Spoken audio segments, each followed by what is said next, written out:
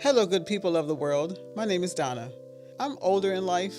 I have more years behind me than in front of me, so I figure that I could actually talk about a lot of things, my experiences that could help someone who has not experienced these things just yet in their life.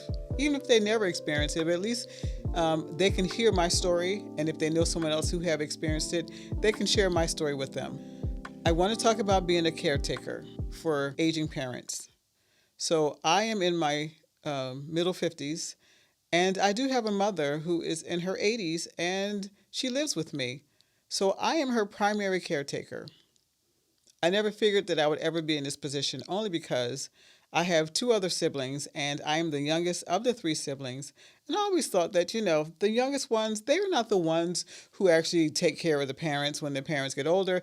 I always thought it was the role of the oldest one. But I learned through life that is not always the case, because there are issues or reasons why any of the children could be the caretaker. It's up to the parents to figure out which of their children that they want to be their caretaker. For whatever reason it may be, I have become the caretaker for both my parents. So I am not saying that my other siblings do not help in caretaking, but I am the primary caretaker. I have to deal with issues. Let me talk about some of the issues that the primary caretaker has to deal with when it comes down to aging parents. So not only do parents forget about things, not only does it seem like they lose mental acuity, if I'm saying the right word, they may not remember how to do things anymore, or it's not easy for them to get through reading a document that tells them about changes in their insurance, or changes in the income that's coming in for them.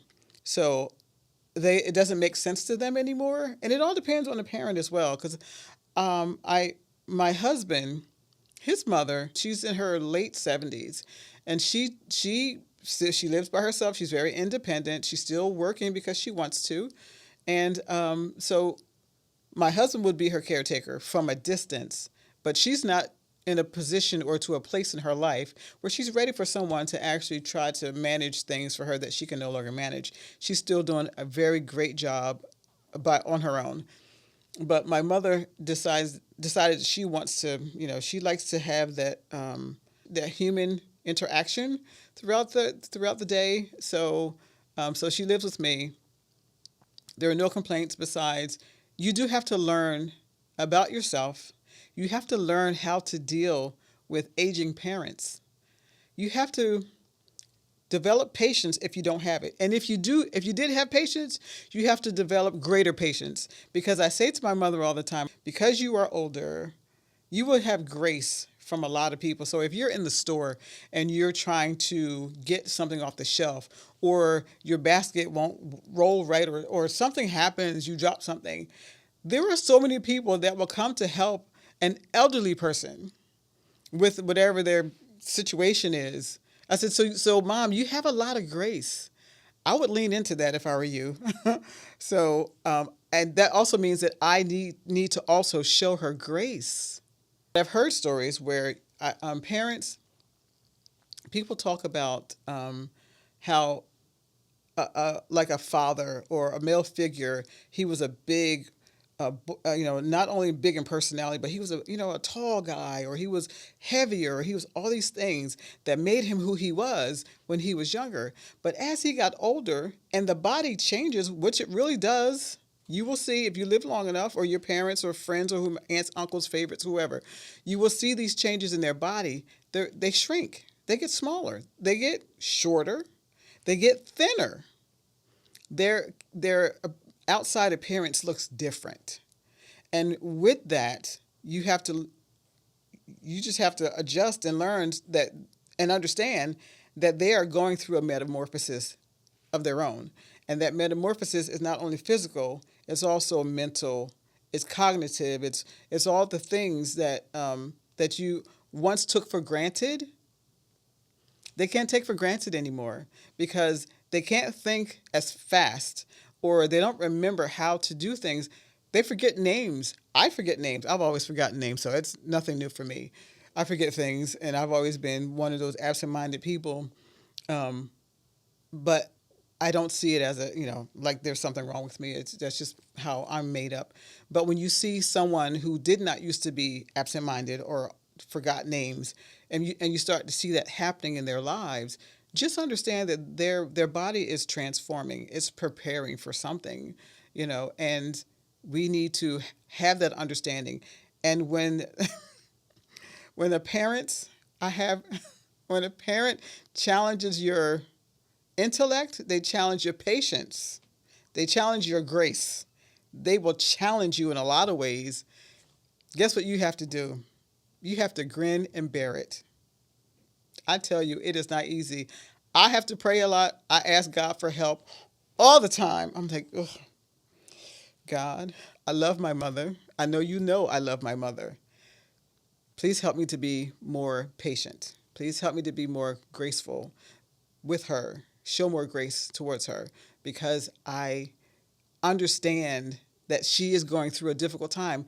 I've seen my mother cry because her life has changed so much. She's cried because she can't understand why she's going through what she's going through. My mother she is very independent. She still drives. Yes, she does. But and she still dresses herself and all those things. She takes care of herself. She can do all those. But when it comes down to, sometimes she can't drive at night because the lights can bother her eyes.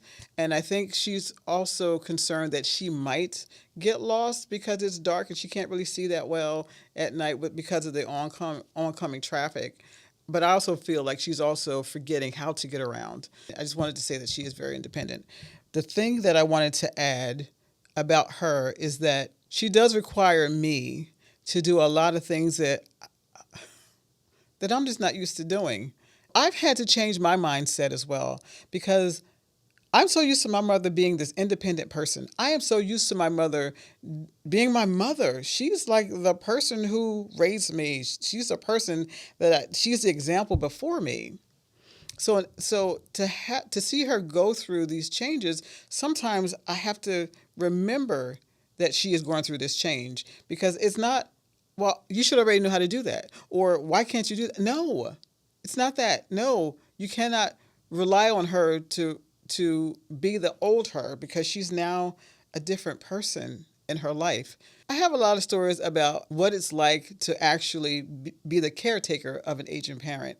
So one story that recently happened is my mother wanted some food from the store, and she wanted some particular food from the store, and so she has an issue with grocery stores and like big box stores like Walmart or Sam's, or those stores where there's like big massive stores with a lot of lights and high ceilings and a lot of people. So when she goes into these places, she's okay when she first starts into the store, but some way through the shopping experience, she actually gets lightheaded and sick to her stomach. Happens every single time.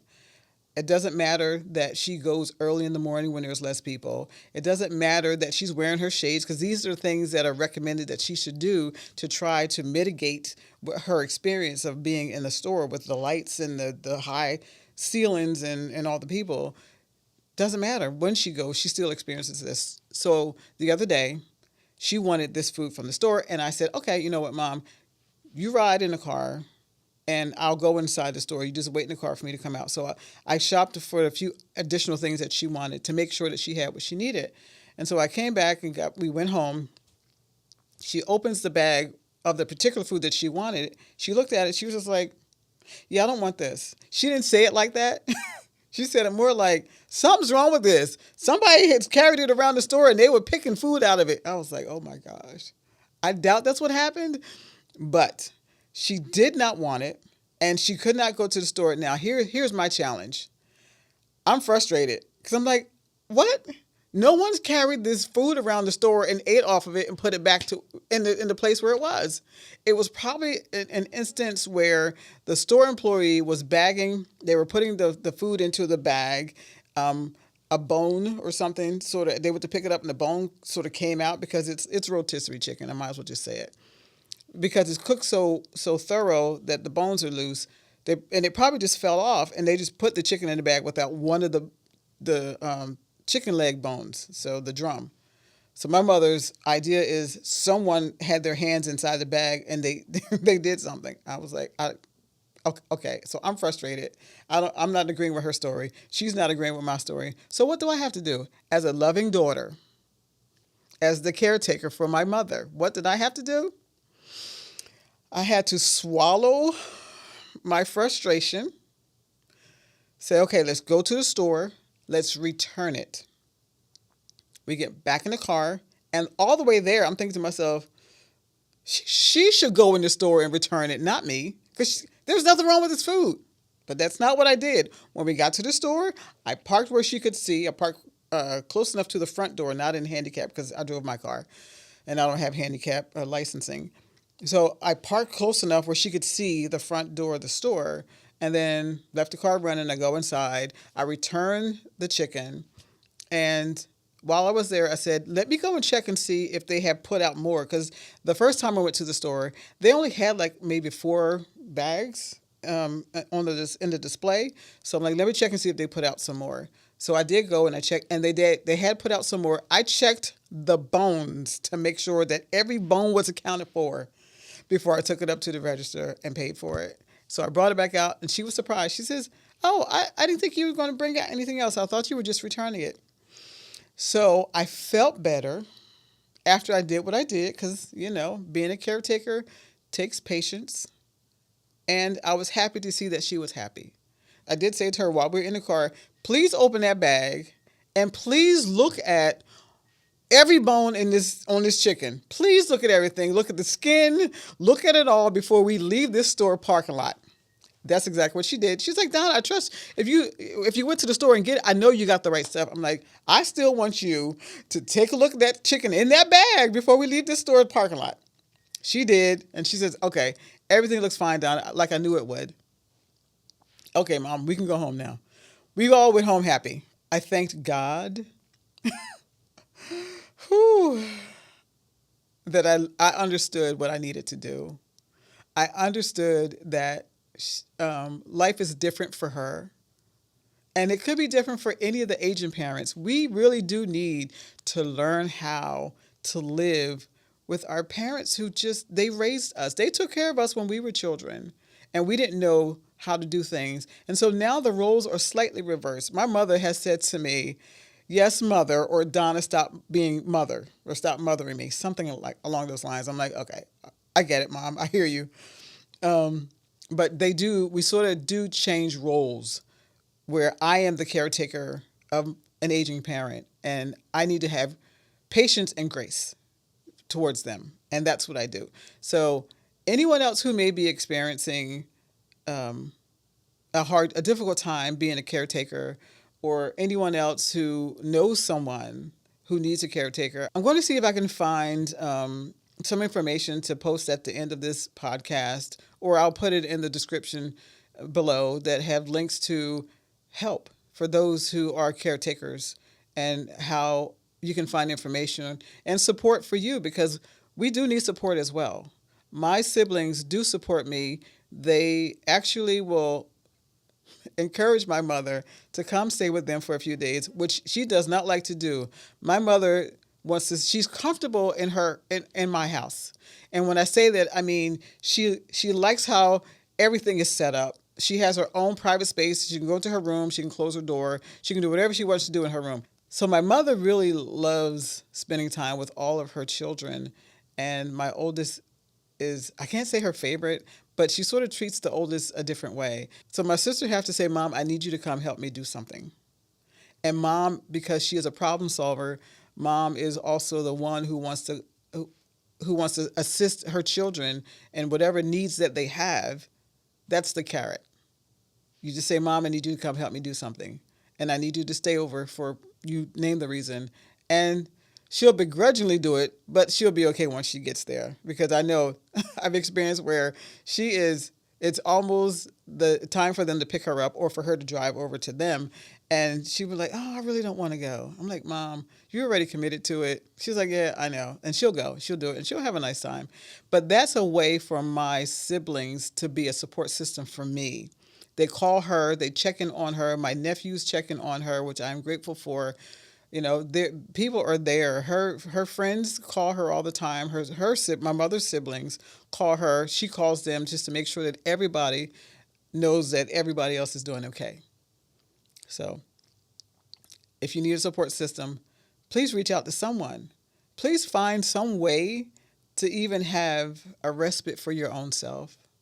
But this is a responsibility that I really enjoy because my mother is in her 80s. She has even less years in front of her than I do. And I want to appreciate the time that I have with her.